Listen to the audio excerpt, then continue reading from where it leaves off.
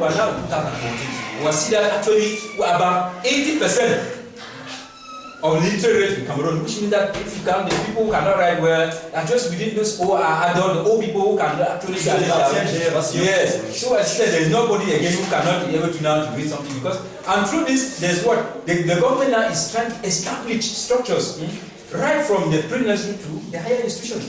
This one is trying to see that the education system is well fortified to see that they can be able to push out this objective. And secondly, we will talk about the employment of local facts. Local facts here we talk about evolution of this special discipline of what? The language have been taught, like the local language have been taught, not the Cameroonian language, and then what Africa.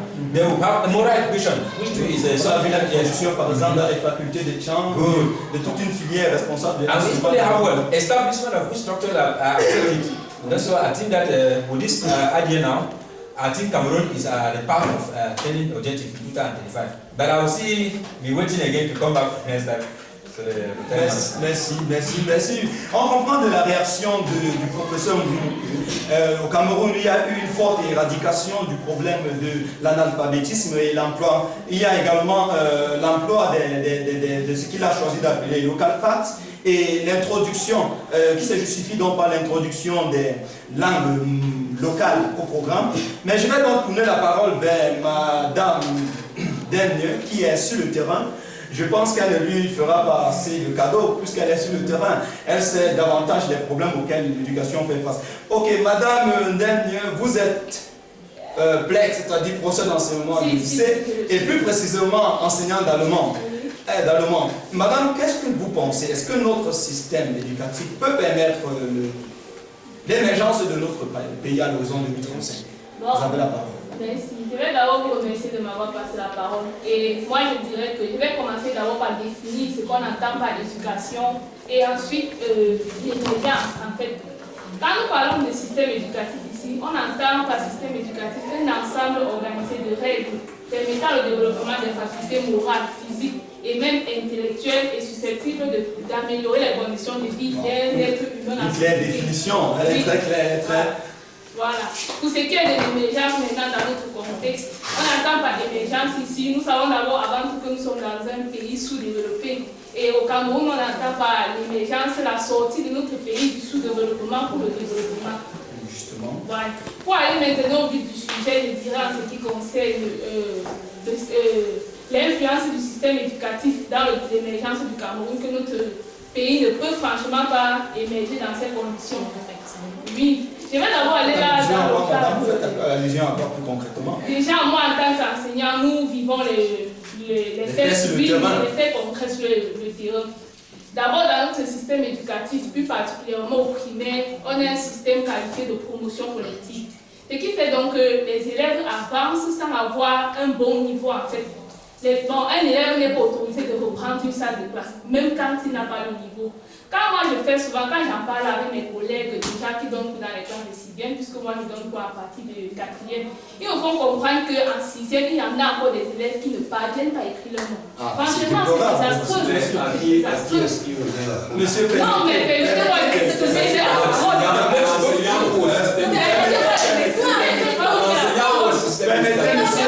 Madame, vous avez la parole. Oui, en dehors de ce système de promotion collective encore, on peut parler de l'aspect beaucoup plus, je voulais dire, théorique de notre système éducatif.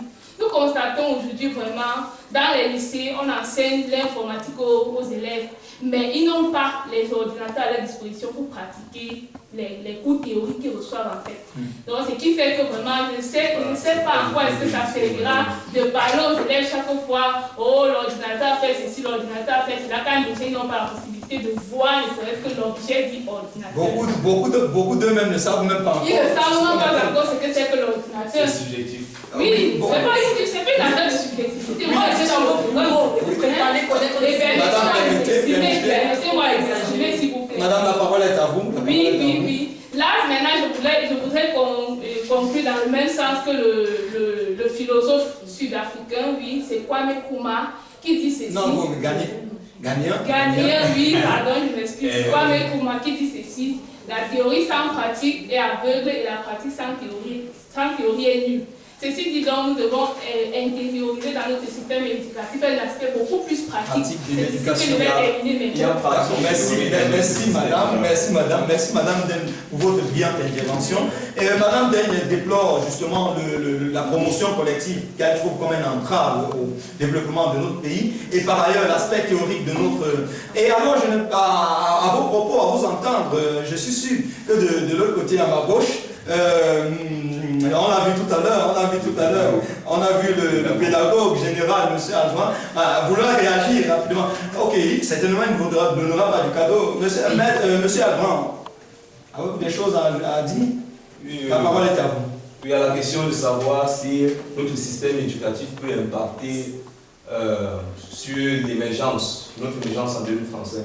Bon, avant de plancher là-dessus, je vais rappeler à Maître Diaran que s'il y a des établissements, plus d'établissements dans les lieux urbains que dans ce bureau, c'est simplement parce qu'en milieu urbain, il y a plus de population. Maintenant, écoutez, laissez-moi continuer. Madame,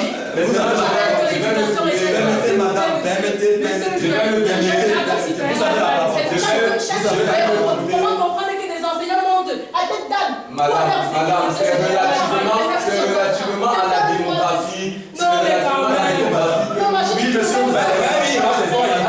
Oui, monsieur,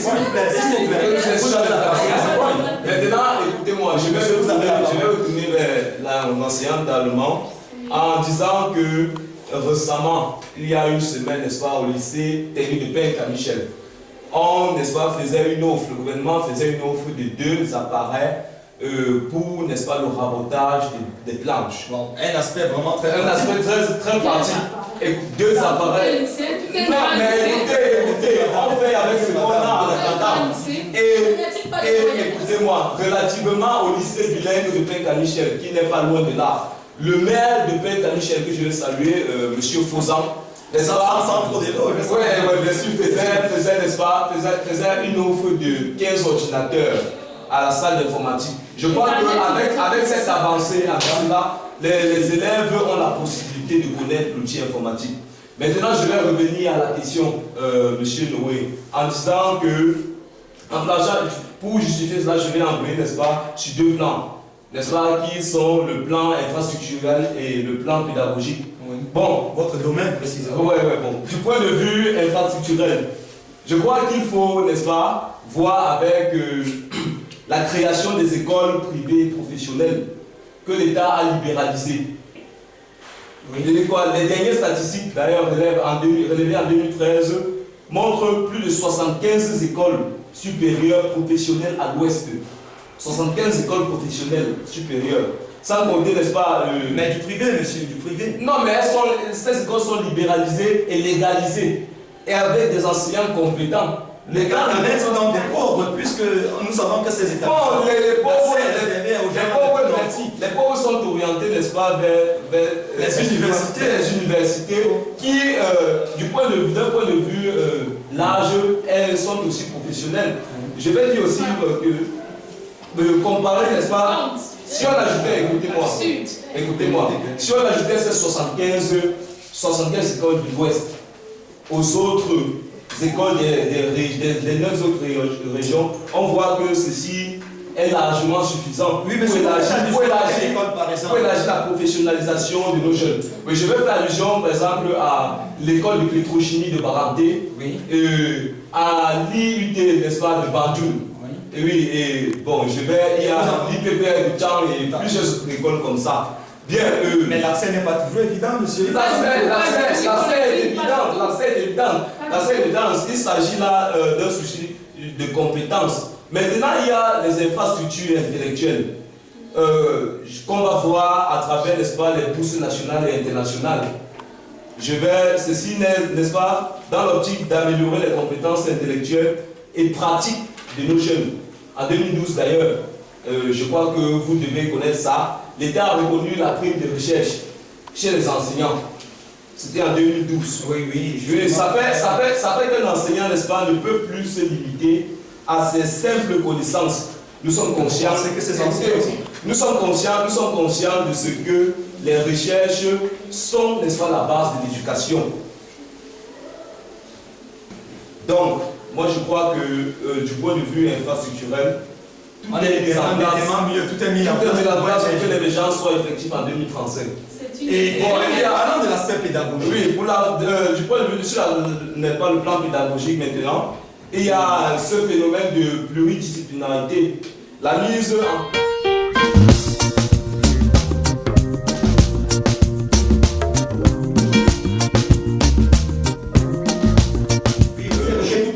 Vous évoquiez tout à l'heure le plan pédagogique. Oui, sur le plan pédagogique, disais-je, sur ce point-là, il y a ce phénomène de pluridisciplinarité. Je vais par la mise en place des cours comme l'informatique, l'entrepreneuriat, l'éthique. Autant de choses, n'est-ce pas, qui contribueront à notre émergence en 2035. Nous vous remercions, monsieur Koua. Mais monsieur Koua, vous dites que selon votre intervention, on comprend qu'il y a la mise sur pied des infrastructures, on comprend que sur le plan pédagogique, il y a une pluridisciplinarité, notamment dans l'enseignement de l'informatique et de l'entrepreneuriat qui peut faciliter. Donc, je reviens à Maître Jahan, qui certainement a beaucoup à dire tout à l'heure, me faisait signe, elle me taquinait tout à l'heure. Je vais lui passer la parole. Maître Jahan, avez-vous d'autres choses à ajouter? Je pense que pour revenir à ce que monsieur le pédagogue a tantôt développé ici, je pense que vous n'êtes pas pratique. Merci. Vous restez dans vos bureaux et vous ne comprenez pas l'état de l'éducation au Cameroun. C'est pas critique. Vous qui savez parler de la pluridisciplinarité, elle reste théorique ou elle en pratique, monsieur? Alors, je vais vous poser une question. Permettez, monsieur, permettez. Est-ce que vous êtes Vous avez la parole. Vous avez la parole. Vous avez la parole. Moi, à ma qualité d'enseignante, j'approuve. J'approuve tout ce qu'elle dit. Oui, j'approuve. Ce n'est pas pratique. Lorsqu'un enfant, au lendemain de son bac, se place, on lui dit, mais dis-moi, tu sais à quoi? Montre-moi de quoi est-ce que tu es capable. Il reste comme un pantin. Justement parce qu'il est incapable de prouver, d'exprimer justement l'enseignement qu'il a dû parcourir de l'état de la maternelle jusqu'au lycée. Et vous croyez que vous accusez le système éducatif? Mais oui, monsieur, vous n'êtes pas pratique. Ah oui, on entend souvent les étudiants dire si je ne fais rien, c'est le système. C'est de ça que vous parlez, madame? C'est quel système? Ils sont le droit à l'éducation. Il y a la place, il y a la place du gouvernement, il y a la place. Vous avez la parole, madame. L'étudiant. L'étudiant doit être qui ne vient pas à l'étudiant, allez-y pas l'étudiant, allez-y pas l'enseignant. Vous avez la parole, mais ne vient pas l'enseignant. Vous avez la parole, mais de pratiquer, l'étudiant doit mettre en pratique ce que l'enseignant donne. Monsieur le journaliste, allez-y, écoutez,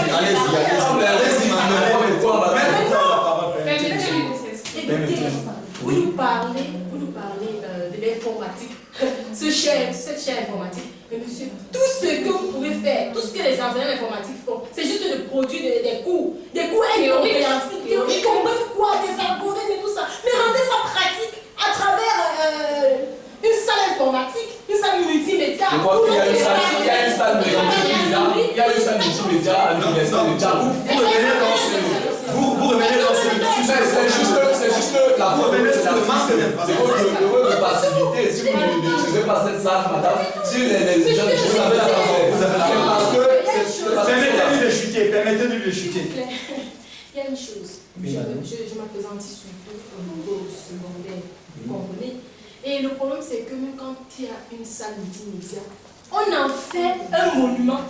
Ok. Et ça, c'est quoi ça? Nous avons... On en fait un monument. Laissez les enfants utiliser les ordinateurs. Parfois, il faut compter le nombre de fois qu'on visite une salle informatique. Parce que les autorités en font quelque chose de parfait, je ne sais pas où c'est. Qu'est-ce que vous gardez dans ces salles, je ne sais pas. En tout cas, c'est à vous. Merci, maître Jahan.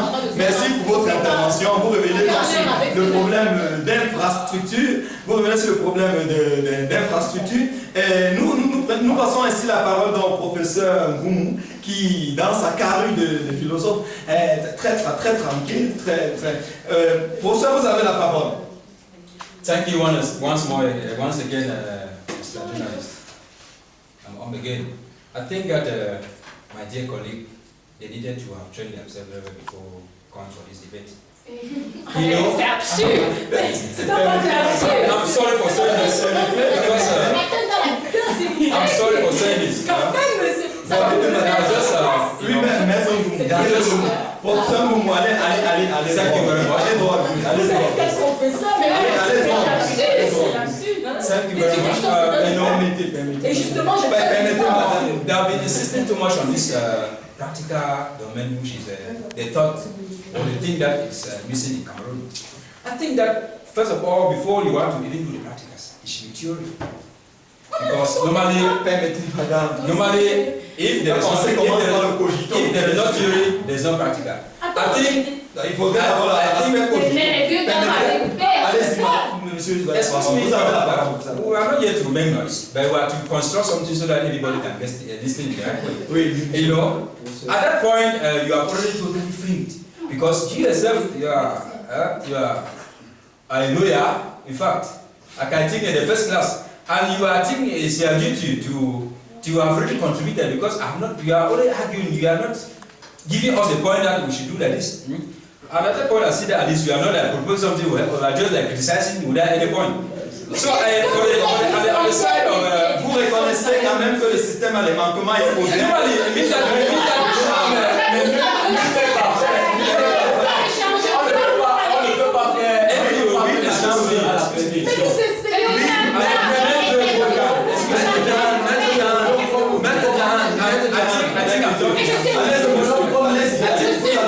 Thank you very much.